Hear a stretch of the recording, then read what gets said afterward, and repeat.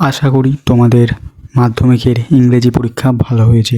তো চলো, তোমরা উত্তরগুলো চোখের সামনে দেখতে পাচ্ছ, উত্তরগুলো এক এক করে মিলিয়ে নাও। তো তোমরা এখন দেখতে পাচ্ছ যেটা তোমাদের প্রোজ সেকশন থেকে যে উত্তরগুলো আছে সেগুলো কিন্তু তোমরা মেলাও, এবং তারপরে তোমরা দেখতে পাচ্ছ এখানে যে তোমাদের পোয়েম সেকশনেরও কিন্তু আস্তে আস্তে পিডিএফ তোমাদের এখানে ছবি কিন্তু আসতে থাকবে, ঠিক আছে। আচ্ছা, তোমাদের যেমনটা বলেছিলাম ফ্রেজার ভার্ব যা যা দেখিয়ে দিয়েছিলাম ভিডিওতে সেগুলো কিন্তু এসেছে এবারে। আচ্ছা, তোমাদের গ্রামারও করিয়ে দিয়েছিলাম যে কীভাবে কীরকম গ্রামার আসে, সেই তোমাদের ন্যারেশন চেঞ্জ এবং ভয়েস চেঞ্জ পর্যন্ত কমন এসেছে, ঠিক আছে।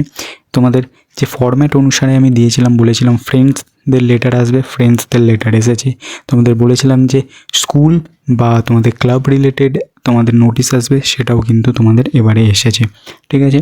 আচ্ছা, তোমাদের এখানে খুব ভালো কিন্তু রাইটিং এবারে এসেছে, সহজ রাইটিং এসেছে অন্যবারের তুলনায়। বিশেষ করে স্টোরিটা সবার জানা স্টোরি, ঠিক আছে, মানে কোনো ভুল হওয়ার জায়গা নেই স্টোরিটার, ঠিক আছে।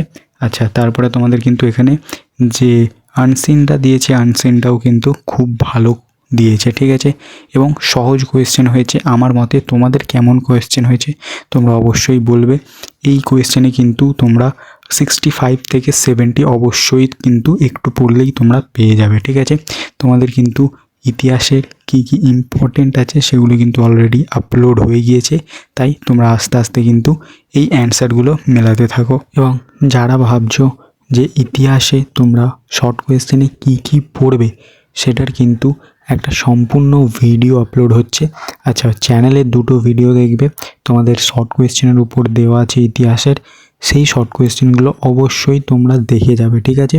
তোমাদের যে এমসিকিউয়ে কিন্তু তোমাদের যে মার্কসটা থাকে সেটা কিন্তু তোমাদের খুব ইম্পর্ট্যান্ট একটা পার্ট হতে চলেছে। বিশেষ করে ইতিহাসে যে 36 নাম্বার তোমাদের শর্ট কোয়েশ্চেন থাকে সেটা কিন্তু খুব তোমাদের চাপের ব্যাপার। কারণ বলছি, ইতিহাসে যদি তুমি ভাবো যে শর্ট কোয়েশ্চেন তুমি সব কমন পাবে, তেমনটা কিন্তু হবে না।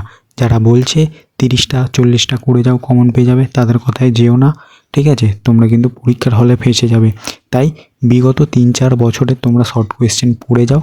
আশা করি তোমরা পরীক্ষার হলে একদম তোমরা কিন্তু 30+ স্কোর করে দিয়ে আসবে ওই শর্ট কোয়েশ্চেনে, ঠিক আছে।